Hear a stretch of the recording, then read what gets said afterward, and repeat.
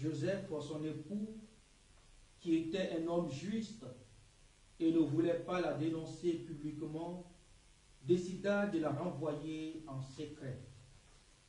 Nous avons dit hier dans l'Évangile, en écoutant la généalogie de Jésus, que Jésus vient d'une descendance, d'une famille de la tribu de Juda, descendance de David.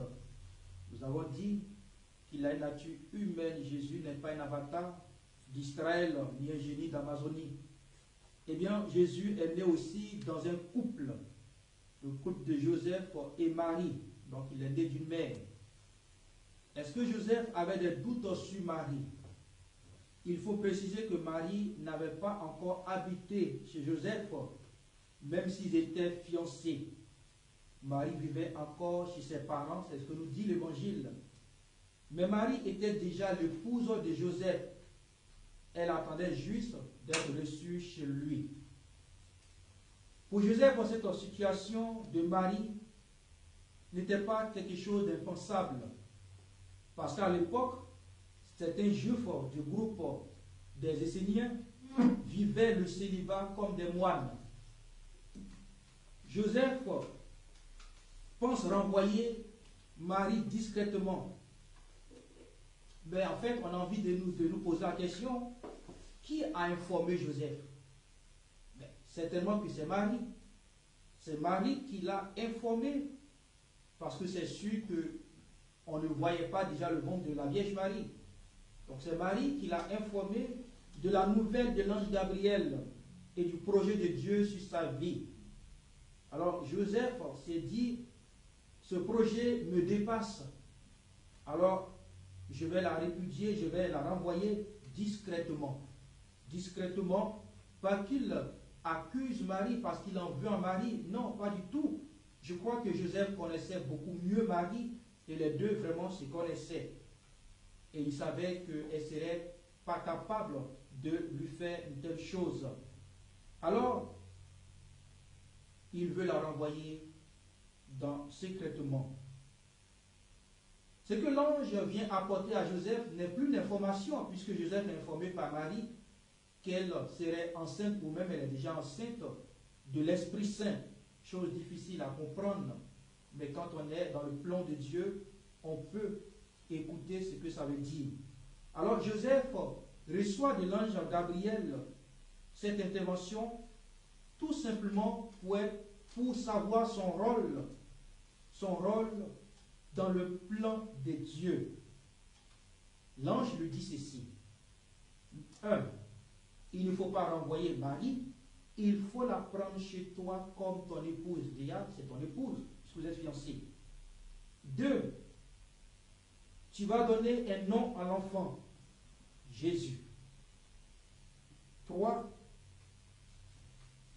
Tu vas veiller sur lui comme protecteur, comme père. Il dit, il doit le recevoir comme son fils.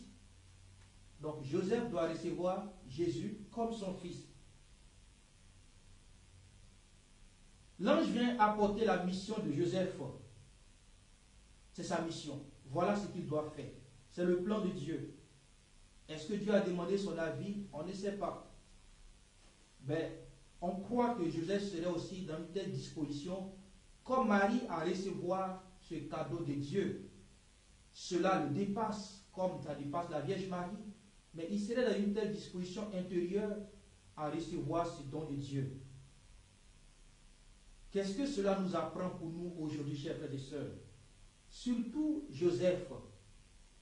À travers la mission de Joseph, Dieu appelle tous les hommes, ou Dieu rappelle à tous les hommes leur vocation dans la famille.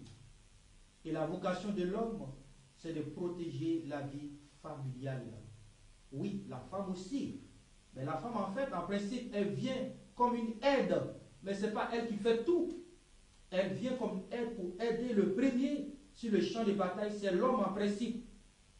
Si malheureusement, aujourd'hui, la conception européenne des choses montre que la femme, en fait, est devenue comme un homme.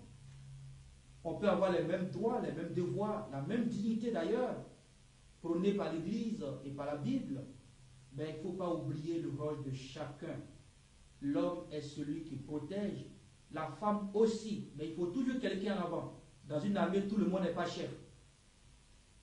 À travers ce texte, Dieu vient nous rappeler le rôle de l'homme. Et surtout, de protéger les enfants. Marie pouvait concevoir, enfanter Jésus sans forcément un homme, puisque de toute façon, elle est déjà enceinte. Elle n'a même pas besoin d'un homme. Et Dieu, dans sa providence divine, pouvait bien s'occuper de Marie et de son fils, sans même avoir l'intervention d'un homme. Et on voit combien de femmes aujourd'hui élèvent leur enfant sans un homme. Pourquoi Dieu impose un tel rôle à Joseph? Parce que, chers frères et sœurs, il est le protecteur de la famille de l'enfant. Et on le verra bien que c'est Joseph à qui Dieu va parler chaque fois que l'enfant serait en danger pour le protéger. Chers frères et sœurs, il y a quelque chose aussi d'important, je l'ai dit le dimanche dernier dans l'enseignement, pour ceux qui nous ont suivis. Joseph aussi. Joseph, à travers lui, le Seigneur nous appelle à aimer tout enfant, même si nous ne sommes pas les géniteurs. C'est l'Évangile qui le dit. Joseph n'est pas le père de l'enfant. Il dit, prends l'enfant chez toi, alors qu'il n'en aime même pas le géniteur. Nous sommes appelés à aimer tout enfant, quelle que soit son origine. Prions, chers frères et sœurs, pour tous les hommes qui n'ont plus de repère dans leur famille. Et enfin, une dernière chose à nous dire qui est très importante. Joseph nous apprend un peu ce que c'est la justice. La justice, nous savons, est une vertu qui vise le bien. On ne se fait pas justice à soi-même, ou en calomniant ou en diffamant, ou en voulant à tout prix mettre la nudité de l'autre à la place publique. Joseph avait tous les droits pour répudier Marie. Mais l'évangéliste n'utilise pas le terme de répudier, mais la renvoyer secrètement. Il avait tout ce droit-là. Mais non, il ne le fait pas. Et c'est la même chose que le Seigneur a fait au jardin d'Éden. Quand il a vu Adam et Ève qui ont désobéi, le Seigneur les a habillés avec les tuniques de peau qu'il avait lui-même faites. Genèse 3, verset 21. C'est la miséricorde. N'exclut pas le pardon, ni le jugement, ni la justice. Mais une justice qui est animée de haine, de colère, est toujours destructrice pour soi-même et pour les autres. Alors demandons au Seigneur que par l'intercession de Saint Joseph, il nous apprend à être des justes, à vivre dans la justice. Aujourd'hui, malheureusement, la justice est comprise comme une revendication, comme une calomnie, comme une diffamation. La justice est comprise comme à tout prix quelque chose que je dois avoir. Oui, mais cela peut se faire dans la sagesse, dans l'esprit du bien de l'autre. Joseph veut répudier, veut renvoyer Marie plutôt pour son bien, pour ne pas qu'elle soit lapidée. Si Joseph l'avait répudiée, Marie ne serait pas là aujourd'hui. Elle serait morte, puisque c'est la loi en son temps. Il a pensé au bien de cet enfant qu'elle portait, au bien de Marie aussi, et lui-même à son bien. Alors, chers frères et sœurs, enfin retenons que toute action de justice qui ne vise pas le bien de l'autre et mon bien n'est pas la vraie justice de Dieu. Que le Seigneur nous donne sa sagesse et son esprit de discernement. Amen.